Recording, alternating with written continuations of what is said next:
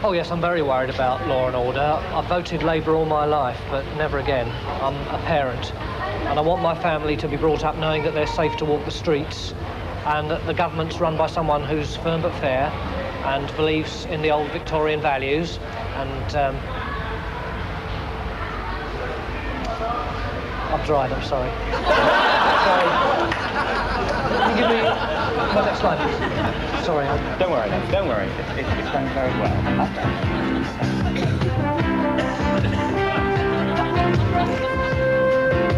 The party political broadcast, an exciting creative medium. This week, Location Report visits the set of Batting for Britain. Yes, it's a smashing piece. We're all pretty excited about it. I play this working-class person called Brian, who's stopped in the street one day and asked what he thinks of Margaret Thatcher and the Conservatives. And to cut a long story short, he says that he likes them.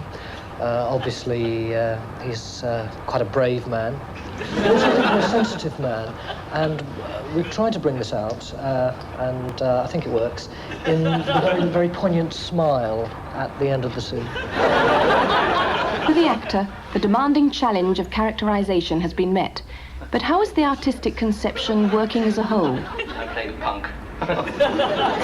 It's all going very well. Touch wood. It's a great cast, great team, great script. It's very exciting because we're grappling with some complex, resonant themes like the nuclear debate.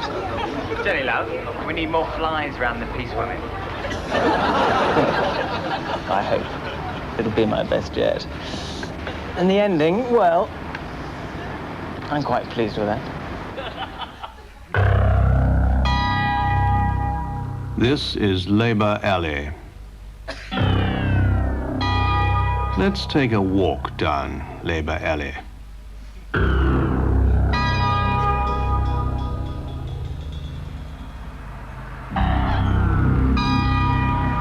Hello, Chris. Hello, Frank. Give us a kiss. But there is an alternative route. Let's try Conservative Way.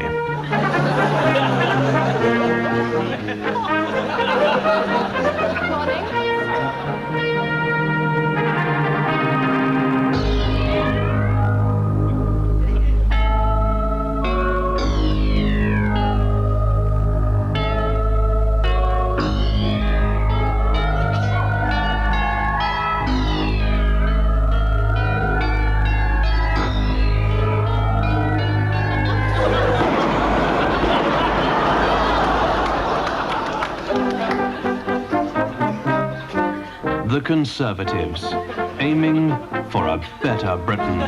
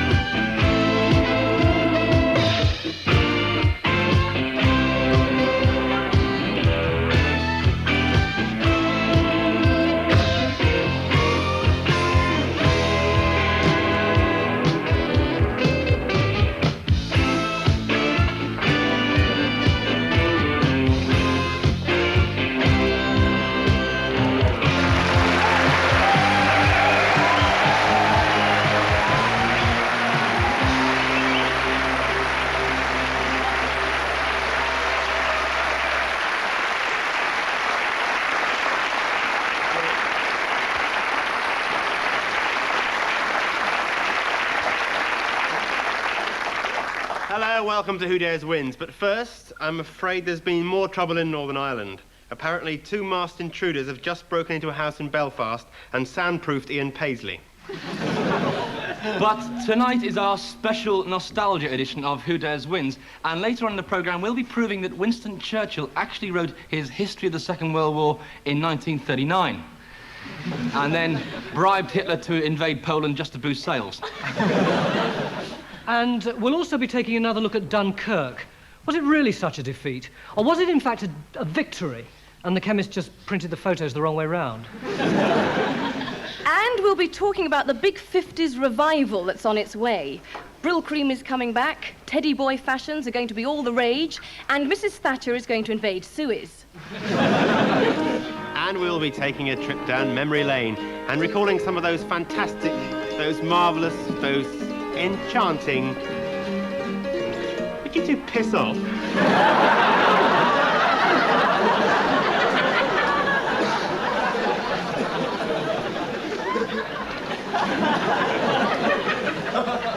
Bloody hell. Sorry about that, ladies and gentlemen. We'll be recalling some of those fantastic, those marvellous, enchanting songs of John Lennon and Paul McCartney. And we'll be asking the key question, which one of them did marry the more appalling woman? And now I'd like to do my Frank Sinatra impersonation. Yes, we know you would, Phil. Julia. But just why do people live in the past? Well, of course, the Vikings had no choice. But with me right now is a man so nostalgic for a bygone age that he has opened a restaurant set in the past. Ralph, hello. Hello. Now, Ralph, tell us a little bit about the restaurant. Well, Julia, I've always been terribly interested in Dickensian London. So when I was made redundant, I thought it was the most... Sorry to interrupt, but did you say Dickensian London? Yes, that's right, you see. So when I... Charles Dickens, the Victorian novelist. Yes, that's right, yes. So... Ralph, so why then are you dressed as an Elizabethan? Well, it's my night off. Phil. Well, I'm terribly excited, actually, because with me right now is the winner of this year's Elvis Presley Look-alike contest.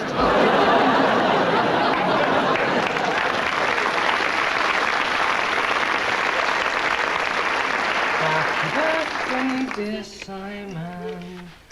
Happy birthday to me. Happy birthday to... Come in. Simon Evans.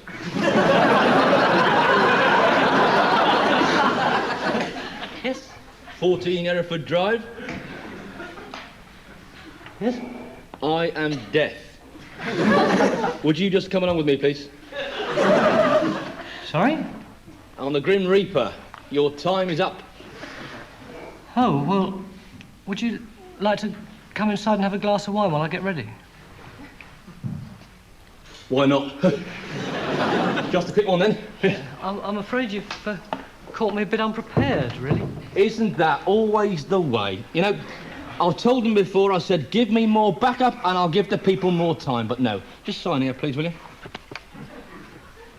Lovely place you've got here. Yeah, I've just finished paying the mortgage off. Tough luck. Somebody's birthday, is it? Yes, it's mine. Oh, lovely. Many happy returns. yeah. I'll bet you weren't expecting a Reapergram, were you? No. That's a lovely vase, isn't it? Beautiful. So, Wedgwood. Is it? Blimey. Still, you can't take it with you. Oh, go on then. But don't tell him I told you so, all right? It's a birthday treat. Right, let's get cracking. Well, just a minute, I'd got tickets for Torvill and Dean tonight. You see, every cloud has a silver lining. All my friends are coming round in a minute for a drink. Look, Simon, if it was up to me, fair enough. But, I mean, it's more than my job's worth. You see, they haven't forgiven me for letting Teddy Kennedy talk me out of it that time. Now, let's get a move on. I'm due at an experimental traffic junction in 25 minutes. Couldn't I just ring my mum and say goodbye? She'll not gonna be upset. It's not worth it. Look, she's booked in for next Tuesday. Anyway, Mr. Evans, I'm not really deaf, come to snatch you away, although I could have been, which is why I think you should... Well, I see it outlining for you.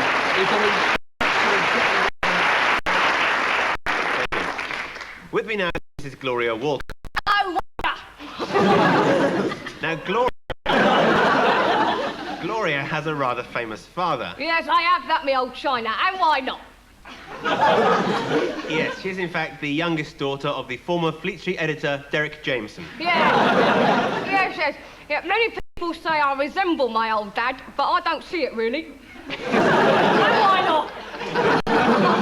Did you ever think of following in your father's footsteps to Fleet Street? No. I was originally a trainee newsreader for ITN, but they got me on account of the way I spoke. Yes, it's a rather rich accent. No, it wasn't the accent, governor. No, it was the way I kept spraying the camera. I see. I got a push on sword swallower scandal. Yeah. I broke the windscreen wiper on the cabins and I drowned an owl man. Why not? Gloria, what does the future hold? Oh, I've got a marvellous new job, marvellous. What's that? I'm a speech therapist for Janet Street Port. Thank you. Thank you very much, Gloria Walcott. Next week we'll have Cecil Parkinson in the studio. We won't be talking to him, just sniggering and pointing a lot.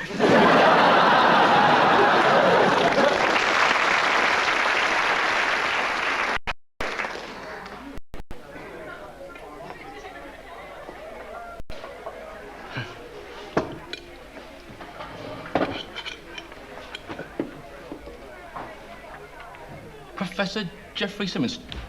That's right. I've seen all your pictures in the papers.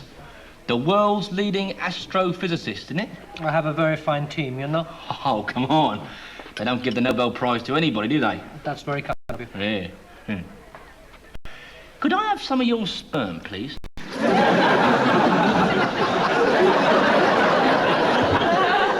No. Go on. Just a little cupful. Go on. Go away. A half a cup, then. Go on. Look, I brought some magazines to help you along. I mean, and we pay you, well, you know, cash on delivery. You can't have any. Leave me alone. A man of your age can't feel guilty about masturbation, surely. No, I just don't do requests, that's all. Now, please, leave me alone before I'm forced to summon the appropriate authorities. Miss Phillips. What? Why not? I do not wish to become involved in sperm donation. Now, will you please both leave me alone? Oh, go on, please. You were my first choice. I could have had Jonathan Miller for £10 less. I'm going to count up to 10, and then I'm going to call the police. Oh, 1, please. 2, You're a genius. 3. I want your baby.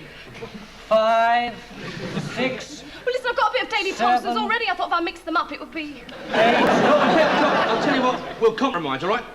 You don't have to do anything now, right? But changing the beds, give us a ring and we'll come around and get the sheets, all right? 10. Hand down his trousers, go on. With us, we have a very special guest, writer, comedian, satirist, please, Mr. Peter Cook.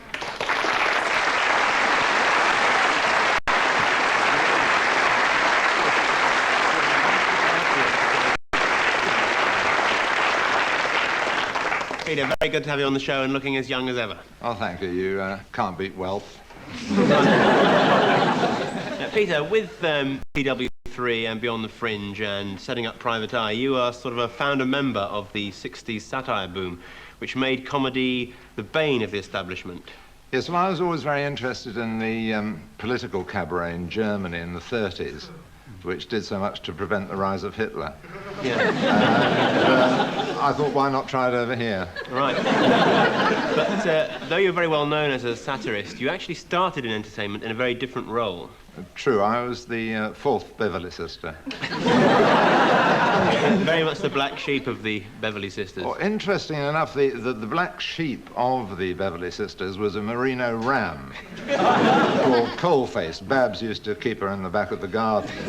Fascinating story. In fact, I've written a book about it called Coalface, the black sheep of the Beverly, which is now available in paperback. Thank you very much. Peter, interesting tale. Peter, you're doing it, aren't you?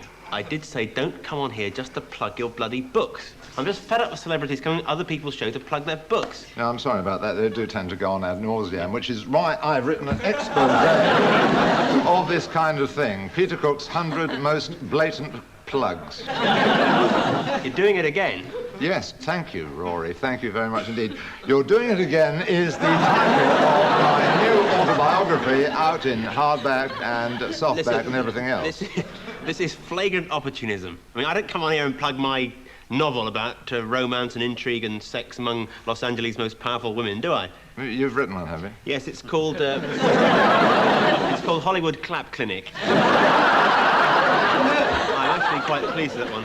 I've also written a romance which is set in the changing rooms on an Indian cricket ground, and that's called the Fart Pavilions. Another which I earlier wrote is a study of the hygiene and cleanliness of famous naturalists, and it's called Life on David Attenborough. And it's subtitled The Mysterious Smell of Arthur C. Clarke. Well, I think biography is a fascinating medium. Yes, I've written one called Hot Air Balloon from the North. Traces the rise of Colin Welland. It's the sort of the darker side of Colin Welland, the backside of Colin Welland. There's Record 2, Unnatural Gas. It's all very good.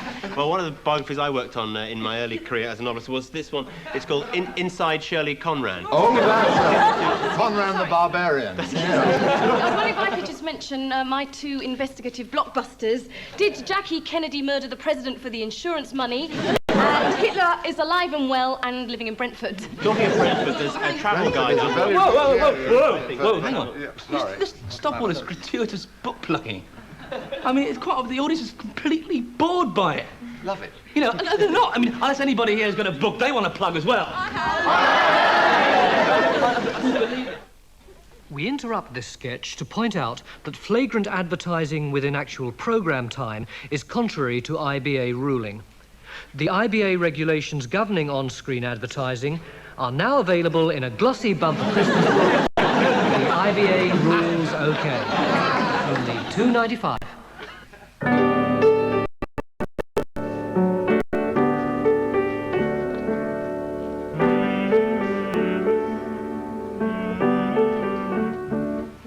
Oh, no. Oh, don't stop. It's lovely. Well, it's not finished yet. Oh, go on. I'd love to hear it. Will you sing it for me? Okay. Hollywood lady, my Hollywood lady. Hollywood lady, I think as I pass of your eyes green and shady, of your hair long and black. How I love you. Oh, I love you. My hair's auburn. Is it? Yeah. But you were thinking of getting it dyed, weren't you? I was thinking of getting it dyed blonde, not black. You know, I think that black would really suit you. It would really go with my green and shady eyes, do you think? Yeah, exactly. Which are blue. Yeah, sort of greenish blue. Blue. Yeah, it's only a working lyric, a first draft. I mean... Fiona's eyes are green and shady, aren't they? Who? And Fiona's hair is long and black. Fiona? And Fiona lives in Hollywood. Oh, that Fiona? Well, I live in Chorleywood. Oh, it doesn't have the same So ring. why isn't it Chorleywood lady? Okay. Chorley Wood lady? It is. Yeah, go on, go on, go on. Chorleywood lady, I think as I drink bourbon of your eyes blue and shady, of your hair longish and sort of auburn, sweetheart Chorleywood lady of mine.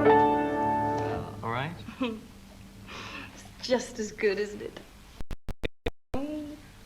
It'll be our number one. What's it called? Sleeping with Fiona. This guy was very, very sick. Caught. Now, adultery is a very serious business, and if you're considering it, and I know an awful lot of people are, then you should have a few up your sleeve in case you're which is Latin for on the job with a bit of strange. Here are some examples. For God's sake, help me hold her down. She's having a fit. Number 2. He's just a door-to-door condom salesman giving me a free demonstration. Number 3. Just trying out my new novelty willy warmer. Later on, we'll be playing Just a Minute and asking Jeffrey Archer to try and speak for 60 seconds without once making a complete arsehole of himself. But first of all, it's Saturday night. And until this winter, that meant match of the day. But tonight, on Who Dares Wins, we're going to flout the ban on televised soccer and bring you for the first time this season live football action.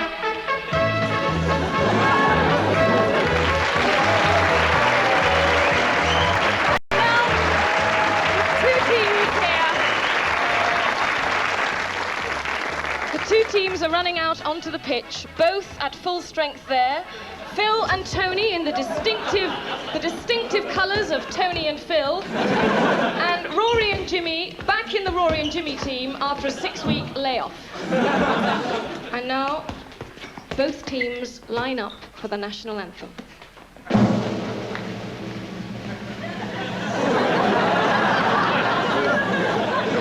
Right, okay, that's enough of that.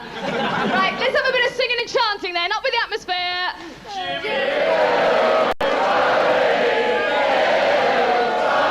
That's great, that's great. Now then, who's going to be Jimmy Hill? You, could you be Jimmy Hill, please? If you'd like to just put this chin on. That's great.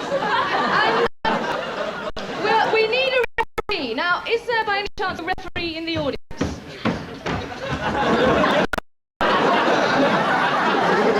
Well, that is lucky. Okay, could you shove up, Jimmy? Right, and are we ready? Ready, lads, there? Right, time for the kick-off. And it's Rory to Jimmy, and it's a foul! It's a foul from Phil Rambo Pope. How do you see that, Jimmy? Lost for words. Well, Jimmy's always so good at summing up the situation. And what's happening? What's happening? No! Phil Pope is off! He is off! And he is not happy! And the crowd are not happy! And somebody's thrown a toilet roll! And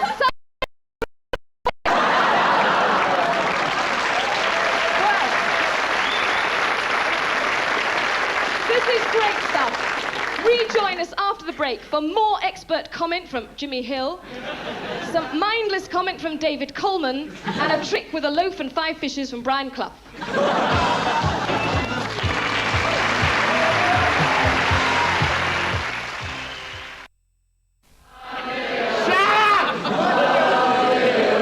Shut up! You're killing the game. It's people like you killing the game. We've just heard we've been banned from European television now. Thank you very much. Latest football news is that talks to restructure the Football League have broken down because nobody wants to be in the same division as Arsenal.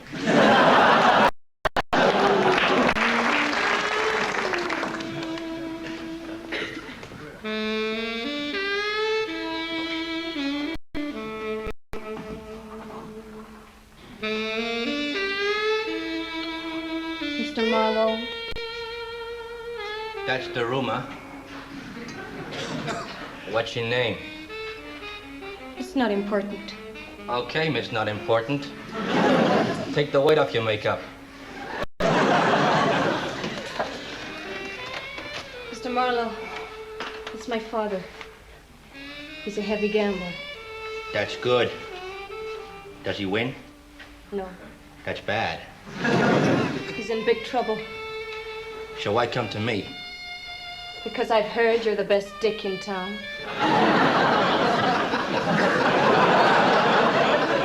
That's true. I'm a very good dick. But I'm a private dick. Look, is it the word dick that's bothering you lot out there?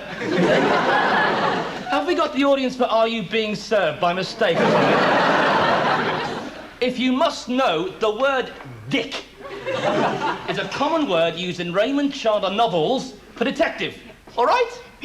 Bloody Philistines. I blame the comprehensive system for this lot, you know. OK, miss, so why come to me? I'm not cheap. In fact, as dicks come. I'm pretty pricey.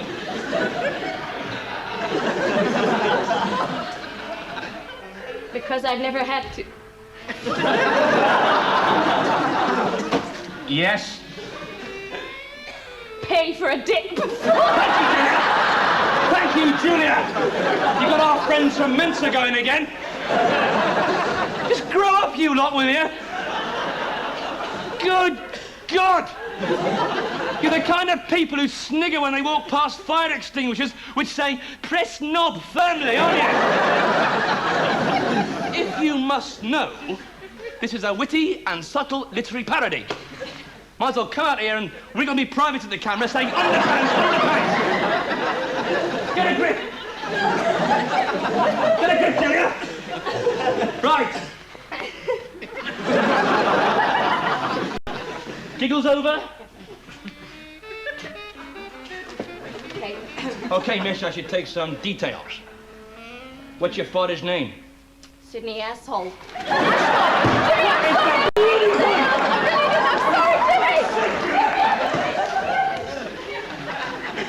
With me now is Detective Inspector Brian Anstey.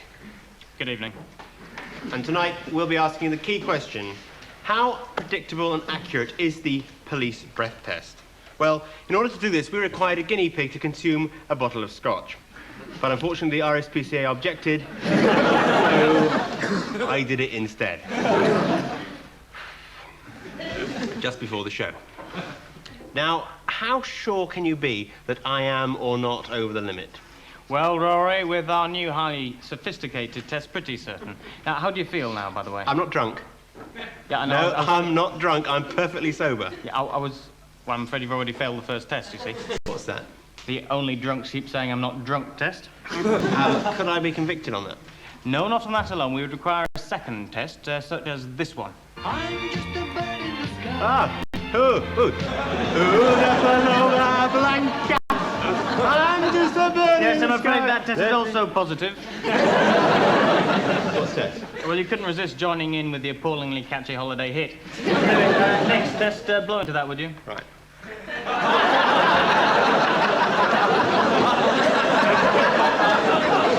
Well, you're obviously pissed. You're right. Test number 4 is your girlfriend here. No. Can't try that test then.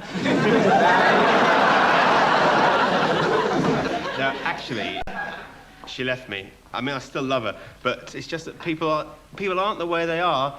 They're the way they should be. And you've also failed the sentimental old bore test. See, the thing is, my friend, the thing is... Julia, could you...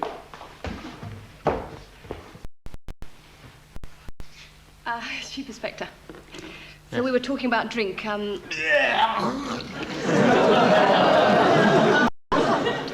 I suppose drugs must pose an even greater problem. Indeed, Julia. And that's why we've introduced a new, highly efficient method of drug detection. Oh. Hendricks.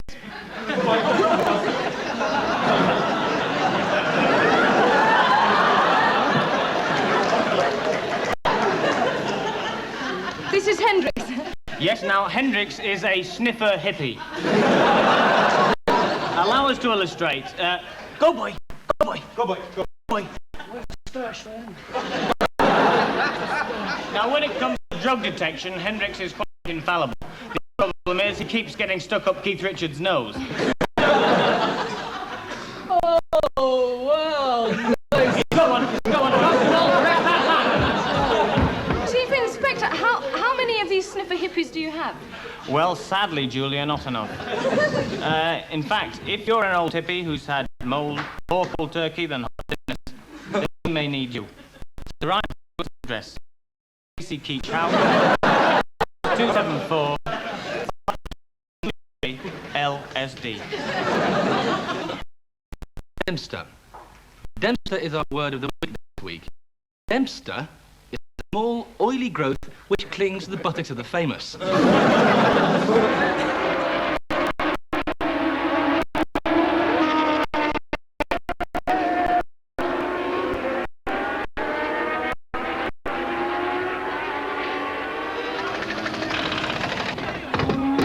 Where's PK? He's 14 seconds behind. Hey, come on, come on. Okay, let's go. Where's the wheel? The wheel. Hero, see ya.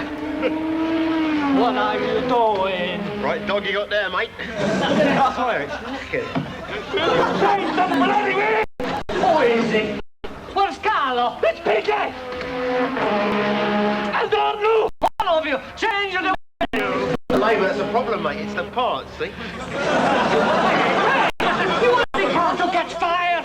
Well, they do these, don't they? Oh, they're all along me now. Change the bloody wheel. All right, no problem. Yeah, be ready Tuesday. Well, now on Who Dares Wins, the very important subject... Oh, excuse me, I've just been handed some late news.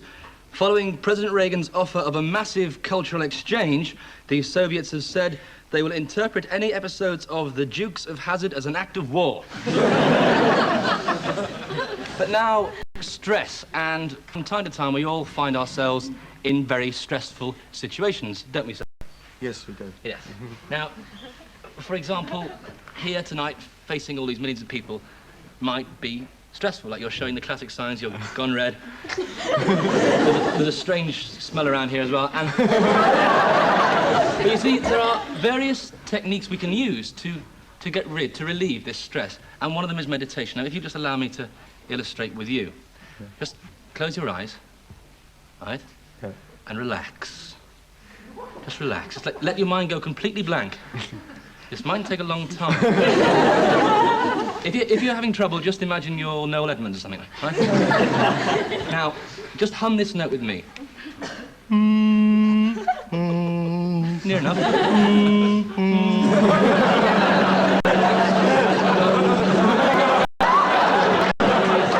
Brilliant, well done.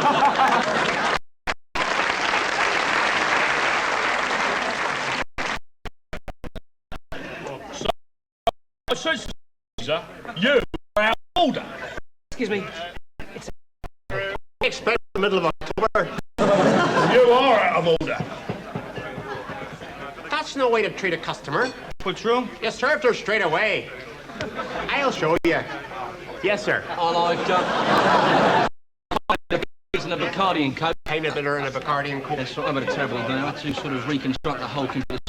So I've got rid of all the apricots and apples, and I've got me a couple of new acorns and a rather large wang. War cry! War cry! Would you like a war cry, sir? All right. War cry! War cry! Call this an end cart. It's more like a bloody funeral. Listen, you might as well end up under the table tonight and be flattening your axe about, eh? Now, come on. What do you all want to drink? I was hoping we could just have a quiet girls' night out. All right. Hey! Anybody want to screw the bride? You are out of order. And you watch my pint while I go for a slash. And when I come back, if there's even half an inch gone, I'll have your bollocks for yo-yo.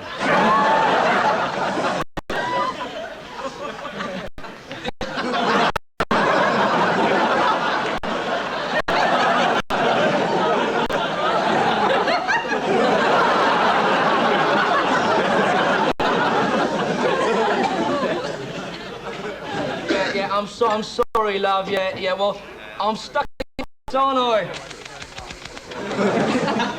Yeah, well, I don't think so. I've got a meeting with a very, very important Scotch client.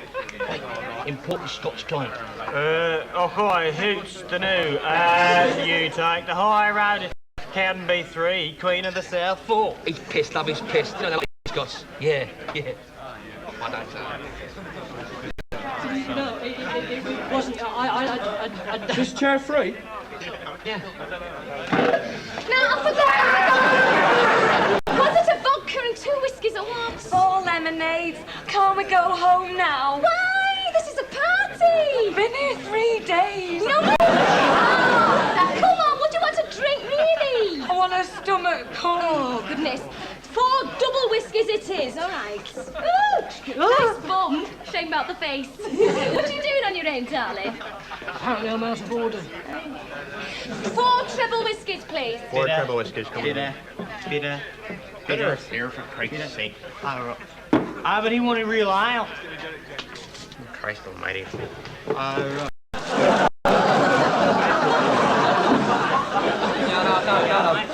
Well, I don't think I'll be home till an awful lot later. No, I've been kidnapped. Yeah. Oi, come on. Yeah, these Lebanese guerrillas, you know. We, the Black Tuesday Movement, have kidnapped your husband as a protest against Western's honest imperialism, so he won't be home till at least midnight. Yeah, well, I know he did, love, but he's from the Black Tuesday Sydney branch. He's screwing his secretary! Come on, girls, party time. Nice bit of vodka. Right, down the hatch. She doesn't drink vodka. Oh, all right. Make a Bloody Mary, then. War cry! Who wants a war cry? How much? £40. 40 quid? Well, 40 for the Lebanese black war cry and 45 for the Afghan. Oh, Sally Army's selling dope now. Have you seen the price of tambourines? Who was it wanted the pork scratchings? Who was it with the pork scratchings, now? Could I have a pie, please? Here you go. Okay, mate. On second thoughts, oh, hey, excuse me. Thank you. Hi, everyone. Hi. We've just finished our play upstairs, Thatcher Agonistes, on inflation, and we just wondered whether anyone would like to discuss with us any of the relevant issues the production raises. Oh, yeah.